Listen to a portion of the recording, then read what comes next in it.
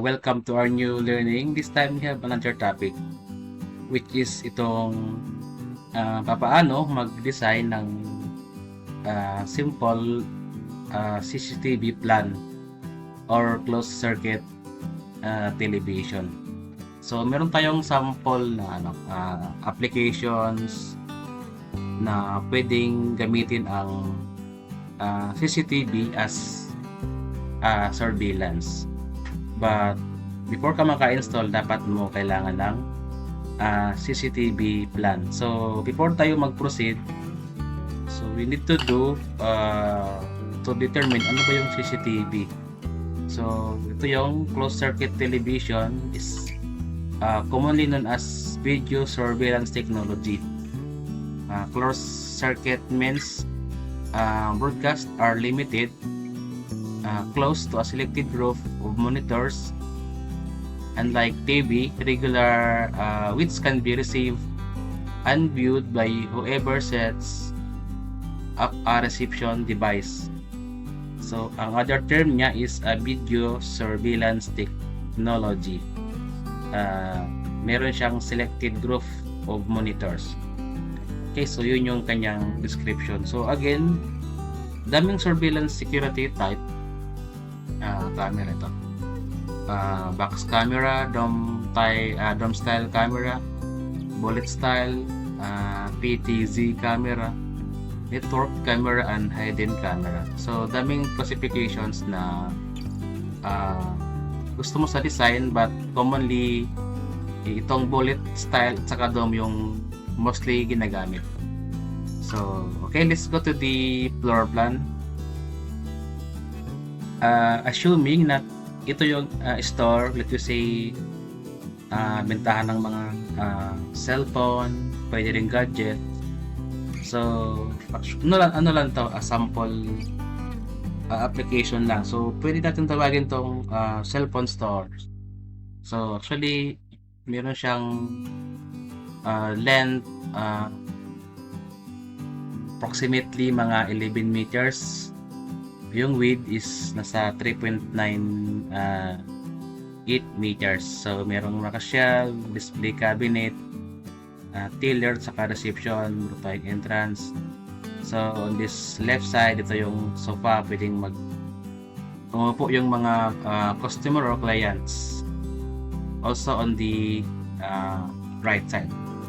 So ito yung gagawa natin ng sample CCTV plan and layout.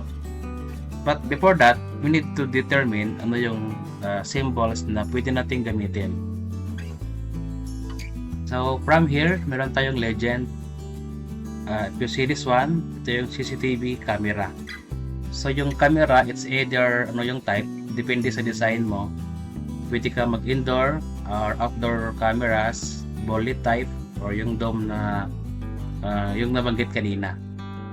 When we see CCTV PB, ito yung pole box, DVR, digital video recorder. Ito is monitor control, or pwedeng desktop. So aside from that, dapat alam mo tong CCTV wire schedule. So actually abbreviation lang to, usually single letter T. So isang cut 5E UTP and 20mm diameter na AMT. Pag 2T, so dalawang cut 5E UTP. Pag 3T, so tatlong cut 5E UTP and 25mm diameter AMT. So pag 4T, so apat na cut 5E. More so 60, so 6 cut 5E UTP, 40mm diameter EMT. So ito yung gamitin nating cable schedule sa ating design. So after we know already the itong legend saka yung cable wire, so pwede na tayo mag-proceed sa mismong pwedeng layout muna ng mga kung saan i-fix yung mga CCTV cameras. Okay, so from here, so let's copy itong CCTV natin. Okay, ito yung ating camera. So, pwede mong ilagay somewhere here. Left corner sa upper portion. So, pwede rin, actually, nakaharap to sa mga customer. Okay, pwede rin dito, and then you can rotate it para ma-view mo yung back ng mga customer. Okay, pwede mo siyang i-mirror na lang.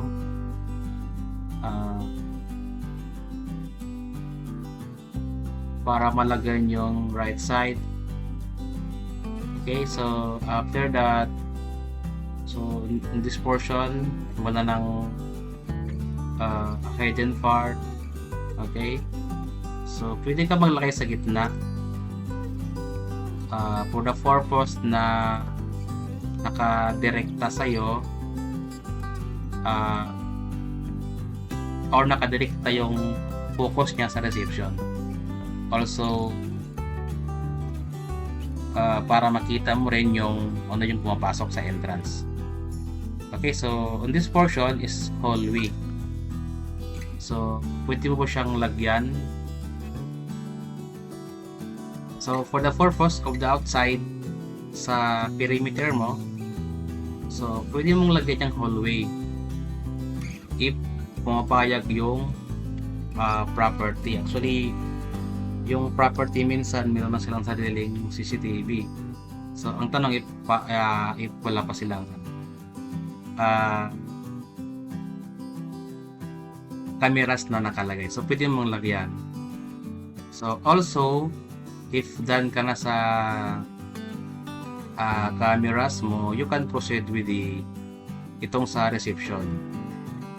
Doon natin ilagay itong ating monitor, DVR at saka si pull box.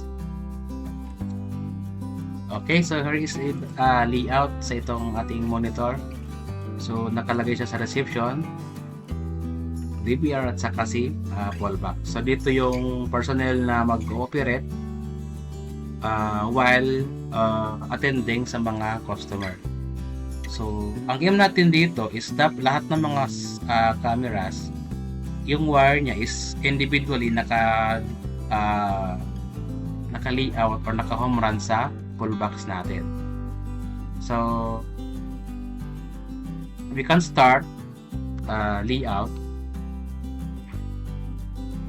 on this portion. So, itong cameras na to, dalawa, actually, dapat sila is kanya-kanyang home run sa pull box. But, if pagtipid ka ng conduit, so, pwede mo silang pagsabayin. So, basta, pasok ka lang sa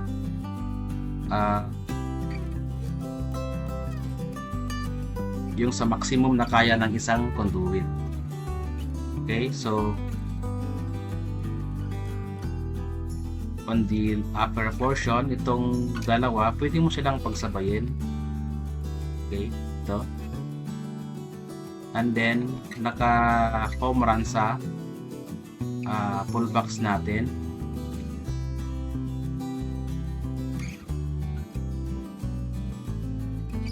Okay, sabay ang dalawa. And then, on the right portion, so solo lang to. Actually, pwede mo siyang isabay rito sa dalawa. Okay, so isang pipe na tatlo yung cameras. Actually, ang gamitin natin is 25mm na siya na EMT. Okay, so ganun yung papaano yung arrangement ng piping mo. So, from the pull box, maghuhumaran ka ngayon sa cameras mo. Okay, so after that, okay, so means to say lahat ng mga cameras mo nakapunta na sa pull box. And then yung pull box na yan, so dyan na mag-connect sa DVR also with the monitor. And then, ang tanong is, paano yung schedule ng conduit? So again, ang sabi is one camera, isang isang cable na Cat5e UTP 20 mm diameter na EMT. So pag dalawang cameras, so 2T, so dalawang Cat5e na 20 mm pa rin yung gamitin mo na EMT. So on this camera, you to see is T. So itong line na to is 2T na. So means to say, sa isang pipe na to is dalawang Cat5e UTP na laman na pumunta dun sa fallbox, CCTV fallbox. Okay, so means to say in this upper portion T, so isang pipe isang conduit yan na mayroong isang Cat5e. So sinabay mo yung isa, maging dalawa na to na pumunta ng fallbox. Okay, on the right side, so the same lang sila uli, individual ulit to, so T. So since tatlo na sila, so to say itong conduit na to is tatlong UTP na wires na nakapasok sa loob. So means to say, pag 3-3 ka na, ang gamitin mong conduit is 25 mm diameter na EMT. Okay, so sa layout natin, dito lang tayo sa 3T. So yung maximum, yung malaking pipe natin is 25 mm na EMT. So kung apat ka, sa isang tubo, apat na CCTV, apat na wire, so 32 mm na EMT, kaya hanggang 5T. So pag maramihan na 6T, so 40 mm na yung gamitin mo. Okay, so let's double check sa ating layout. Actually, we're almost done sa ating CCTV layout. So ilocate mo lang kung saan yung monitor, importante. Saka yung monitor din accessible para sa personnel na gumamit. Okay, saka i-assign mo ng maayos yung CCTV cameras mo. So, ang tanong, sir, ba't ang dami? Actually, this is only parang assumption lang to. So, ang purpose rin nito is 100% assurance na safety and security ng i-store mo inside at saka outside. So, if pwede ka magtipid, pwede mong bawasan. Pwede ka sa loob, malaki ka ng 3 cameras, 2. So it's up to you. So but for this layout, for sure yung security nito as 100% na. Actually, hindi din security yung assurance nito, also din yung dun sa mga products na binibenta mo. So also din sa mga employees mo, pwede rin to determine if meron silang ginawang kalokohan. So mahuli mo by these cameras. So depende sa iyo kung bawasan mo o dagdagan, so it's up to you. And then